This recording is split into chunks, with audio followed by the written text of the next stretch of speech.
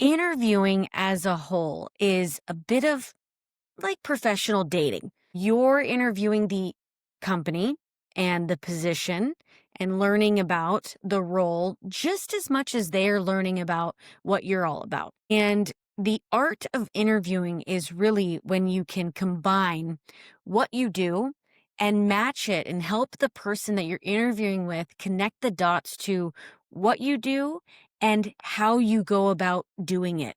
And so those two things together really make up who you are, the experience of what it's like to work with you. And you're not just hired for what you do, it's also the person that you are. Hello and welcome in.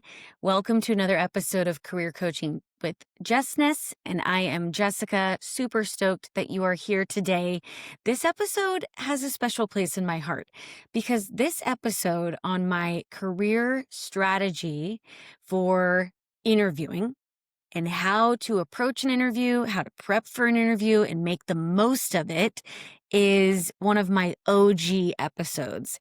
It is the very first episode I ever recorded on this podcast back in 2016 when I was commuting from San Jose to Pleasanton, California. Yes, that horrible, crazy commute. And if you're in the Bay, you know what I'm talking about here.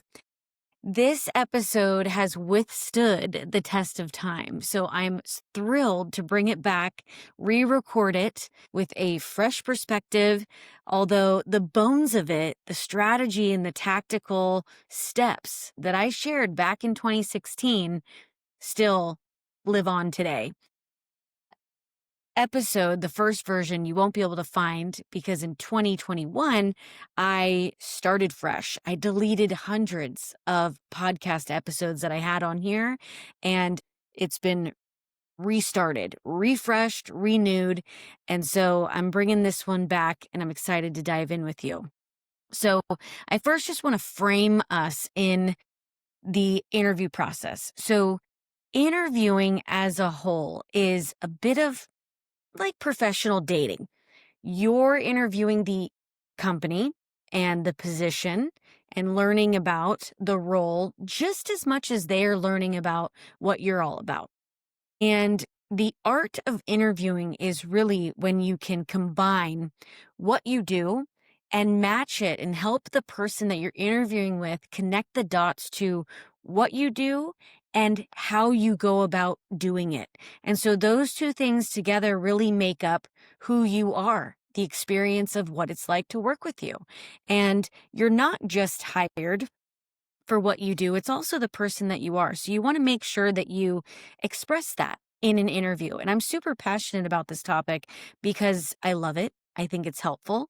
I think it is something that is like this dance between expressing the tactical and the strategy, but also weaving in your thought process, your approach, your personal perspective. And together, all of that makes for a really robust, nice conversation that showcases who you are. In other words, interviewing is personal branding. It's an exercise in personal branding. So the resume is what got you here. And now who you are as a person mixed with your skills is going to get you through this interview process. So if you're in the thick of interviewing right now, I am rooting for you wholeheartedly. And I know how nerve-wracking interviewing can be. Not only are you meeting new people, but you're put on the spot, you're asked questions. You don't know what the questions are going to be. You don't know sometimes who you're meeting with, which we'll get into, and how to perhaps get around that. But it can feel intimidating. But it's not the end of the world. So just recognize how far you've come, take a breath, and ground yourself because there are steps you can take. There are approaches that you can try on. And remember, you're interviewing them just as much as they're interviewing you. All right. So let's get into pre-interview prep. And this is days before the actual interview happens. What you're going to want to do is review the company, review the About Us page, the core values, and the company's initiatives. Essentially, cyberstalk the company. cyber stalk them on LinkedIn and their company website and try to get as much information as you can about them. What makes this company them? What makes them stand out?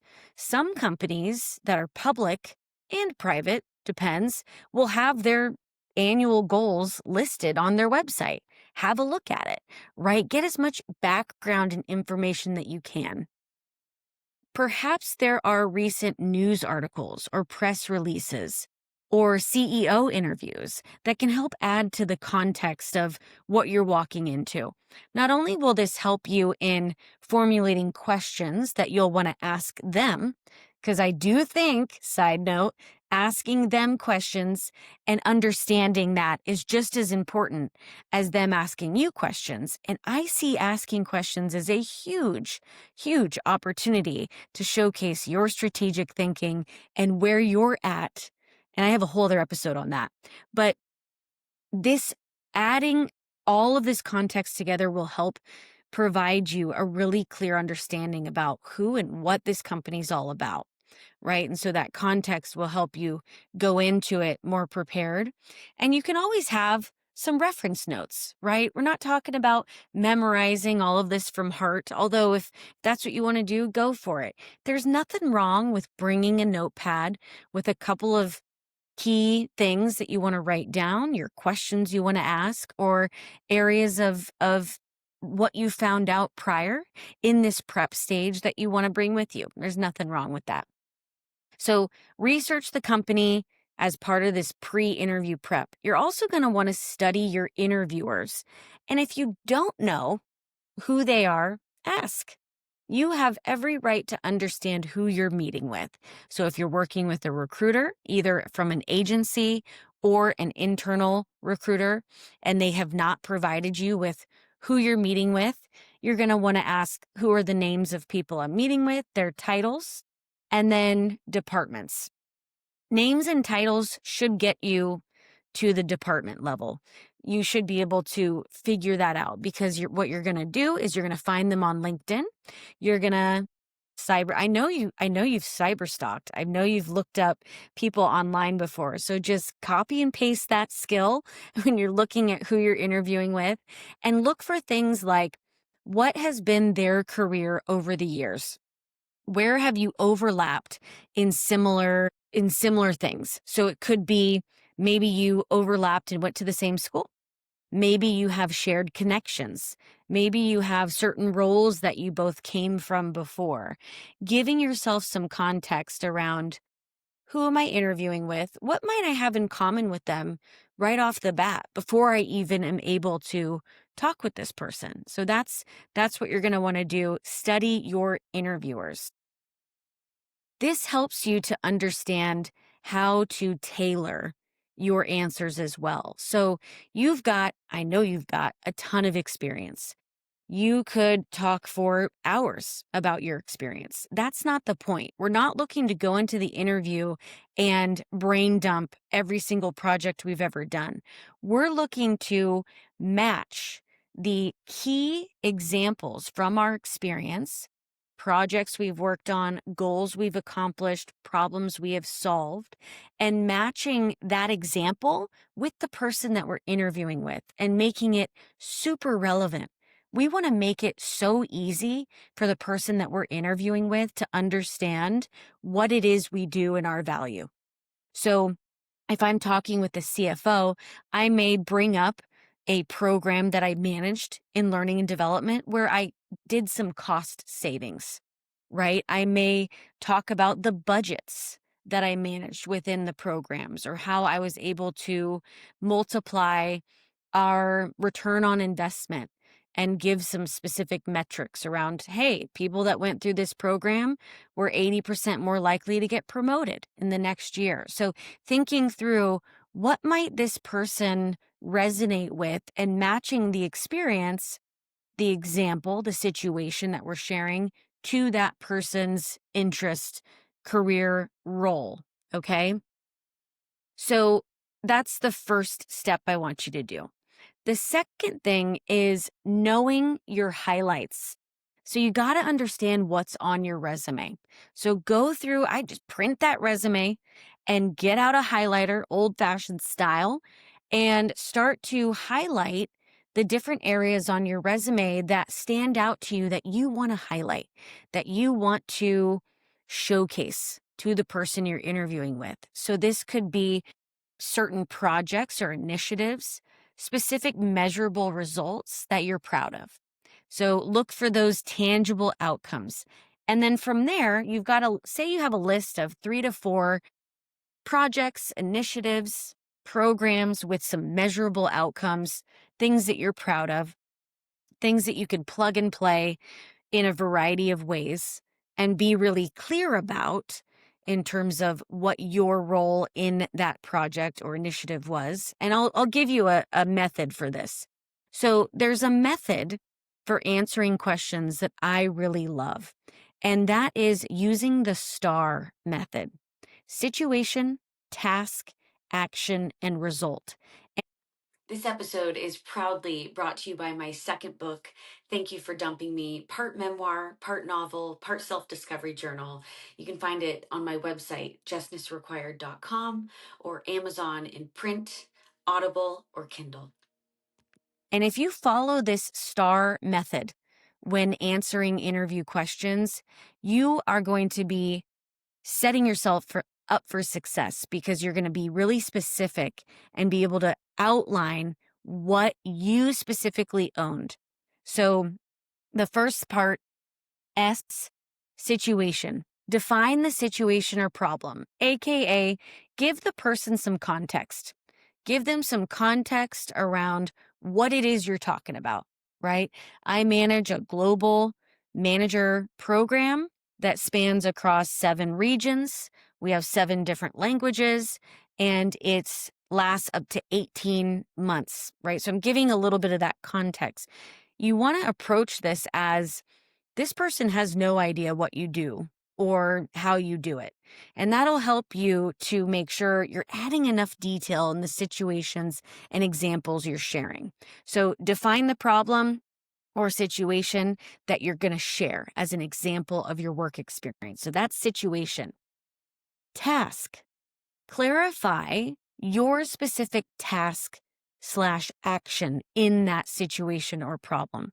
So what you specifically owned, not the team or not the organization or the department, you. So that's a big one. You want to frame this in the form of I.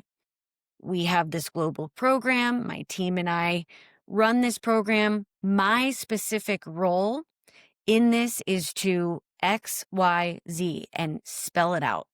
And then speak from the I perspective so that the person can understand what exactly you owned and which piece of that goal, situation, problem is in your wheelhouse. All right. Next, we've got action. So explaining, all right, here are the tasks. Here are the tasks lined up. Here's what I have to personally own, and here are the actions that I take. Here's what it looks like, and outlining that. You see how specific this is getting? And then finally, you're going to want to share the result.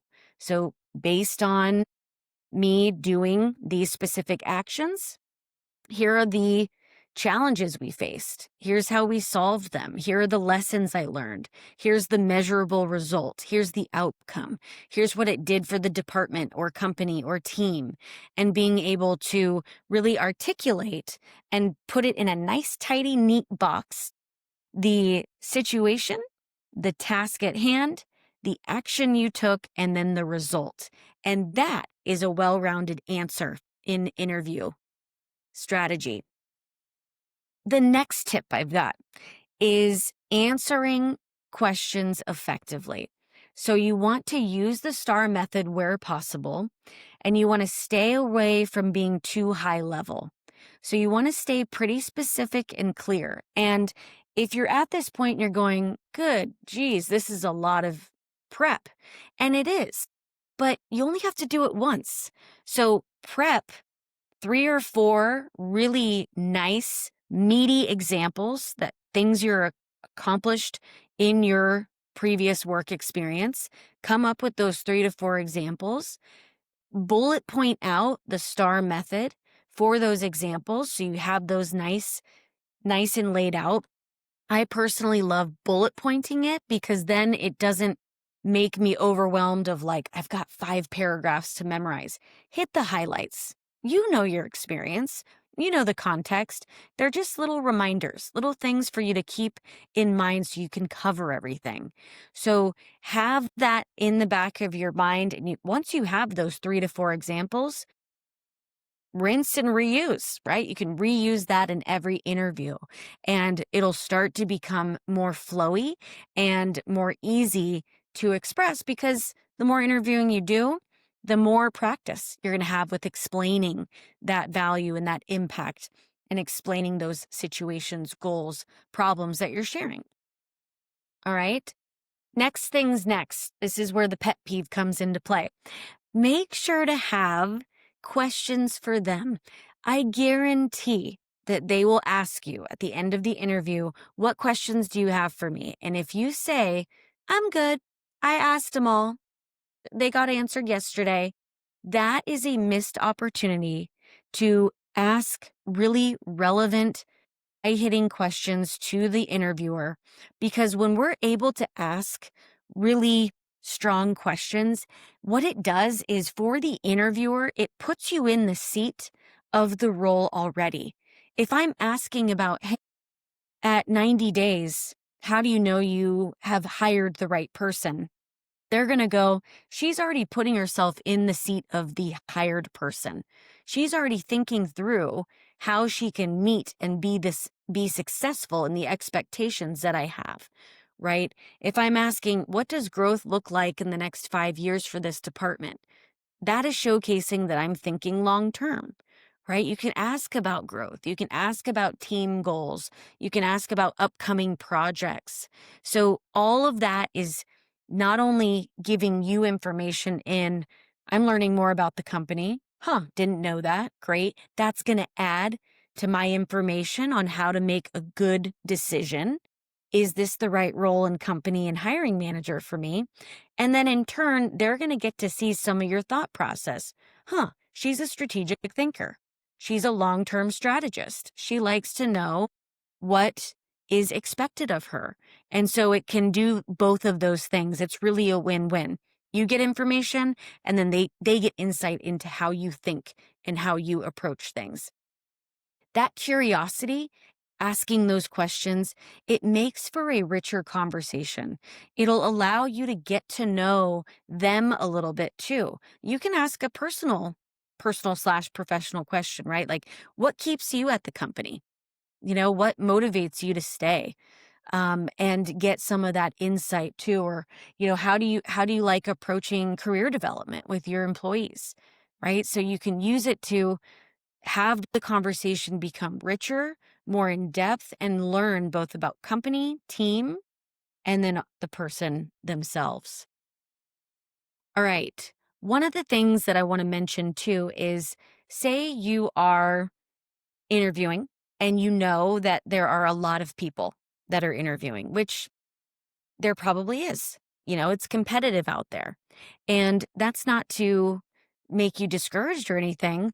I want to share, one of the ways that you can stand out and connect is, you know, there's been numerous job interviews where I have said, hey, I professionally stalked you online and I noticed that you also went to Chico State. So did I. And that alone instantly creates a connection piece. So that can be a great way to break the ice, to stand out, to showcase mutual interest. And I personally, my approach is always on the side of humor, right? Practicality and professionalism with the side of humor and pizzazz. So being able to just go in and kind of break the ice. I know I'm nervous, and when I'm nervous, I get chatty. And so I use all of that to my advantage. I know I'm going to be going in with all of that energy, so I could say, hey, I professionally stalked you online. And I found out that you've actually worked at a previous company that my husband works at, or whatever. So that personal connection, you can never underestimate how strong that personal human connection can be. So that can be a great way to stand out, break the ice, and connect on that personal level. If that's not your thing and you're like, that sounds really corny, I'd never do that, fair enough. You could also drop in things that you found out about the company. Hey, I noticed a press release on the latest product release. That looks really interesting to me. What's your take on it? Or you can bring up something that you found about the company values. One of the company values that I saw was empathy. That's one of my top 5 strengths. That's really cool. So you can make that human connection and find a way to conversate without having to be, corny like me, professionally stalked you. Yeah. But you could also touch on some of the pre work and legwork that you did in the research. And that also shows, this person has done the work. When I was recruiting, I can't tell you how many times people just would say to me, I would say, hey, what do you know about the company? And they'd say, not much. And I'm like, really? Like, you haven't done any research? You don't know a lick of information that you can reference right now? I always thought that was so bizarre. So that's one way to stand out. Do a little bit of that pre work research and bring it up and showcase, get some credit for it. You've already looked it up. You might as well bring it up in the interview and make that connection, but also showcase, hey, I'm taking this seriously. This isn't one of 10. This is an interview that I'm making time for. I'm being intentional about both my time and their time. All right. Last step that I've got for you or tip is remember that you've made it this far and you are going to make the most of it for yourself. After this interview, if you decide that this company is not for you or the hiring manager just icks you out, or the role is not what you thought it was, you can say no. You can go all the way to the end of the interviews and be totally sure and spend 6 rounds of interviews and then a half day in person, and you can still decline the job.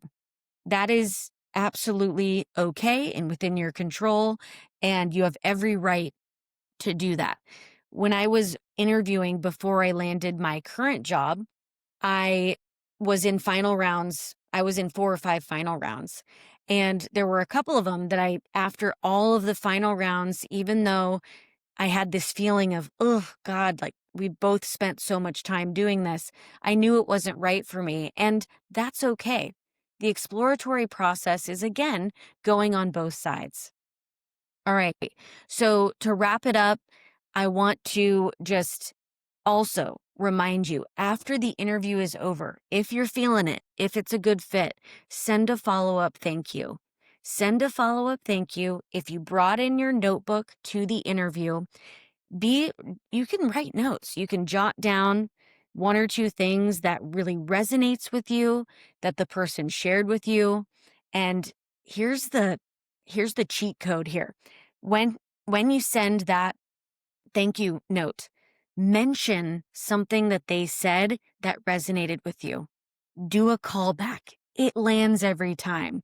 So if I heard something that was of interest to me that the chief HR person said, I'm going to say, hey, thank you so much for your time today. It was really great to see the office. It was really great to have lunch with you, whatever it is, right? And what really stood out to me was when you talked about the vision of what it looks like in this HR transformation in 5 years. That excites me because I built something from the ground up in a previous job, and that motivated me and really got me up and at 'em and focused on the strategy at hand, right? Versus just thanks for your time, hope to hear from you soon. Use every step of the way as an opportunity to showcase who you are and how you do it different. And how you stand out is you ask the really good questions when they get to the interview at the end and say, what questions do you have for me? After the interview, you send that follow up and you send something personal or something that stood out to you. You know how much that's going to stand out other than the thanks for your time, can't wait to hear from you kind of thing? 100%. 100%. So use every step of the way as a chance to stand out, starting with that pre interview prep, look up the company, look up the person, Ask really good questions, follow up, and then when you're answering the questions and sharing your situations, your projects, your initiatives, use that STAR method to be able to outline and give that person a very clear understanding of what you did, what was the task, the action, and the result that you personally took. And hey, just remember at the end of the day, too, interviewing, it's not about perfection. It's not about perfection. It's about one, interviewing them just as much as they're interviewing you. It's about creating connection and clarity. It's about blending what you do and who you are. And ultimately, it's a personal branding exercise in being able to showcase what it's like to work with you and what you can deliver because they're hiring you for what you do, but a big part of it is how you do it as well. People want to work with people that are gonna mesh. And you don't have to be the same or think the same, look the same, have the same background to mesh. You're looking for synergy. You're looking for a different perspective. You're looking for how that person approaches the problems or situations. And they're looking to round that out. And if you're interviewing too and curious about how culture fit falls into all of this, I do have an episode on culture fit on what it means when a company is interviewing you for culture fit, because it's not what you think it is. It's not about finding sameness or likeness. It's deeper than that. So let me know what comes up for you. Where are you interviewing? How are you finding it? Share with me on Instagram your biggest challenge when it comes to interviewing. What is that biggest challenge when it comes to interviewing? Let me know on Instagram at Hello Jessness, and we can do another episode. We can record something and do some offshoots. I love this topic. It's one of my favorite topics because it's more than just, here's what I did. It's more than just a resume. This is expressing you. This is about self-discovery and branding and going for it, going for what you're worth, asking for the pay, and matching your career skills and interests with a job that's a good fit. And it's not about finding the perfect job or your dream job or the job that's going to fulfill all of your hopes and dreams and wishes, right? That's too much pressure. It's about finding a job that's going to match with what you have to offer and get paid well doing it. You can have a million dreams and passions, but don't put too much pressure on yourself for having those to be your dream job, to become what you're paid for. You can do it all. You can do your passions and get paid well, compensated handsomely for the skills that you have. That's all I've got. Looking forward to hearing what your biggest challenge with interview skills are. Message me on Insta and have a good one. I am rooting for you. Best of luck and have fun with this. All right. See you on the next episode.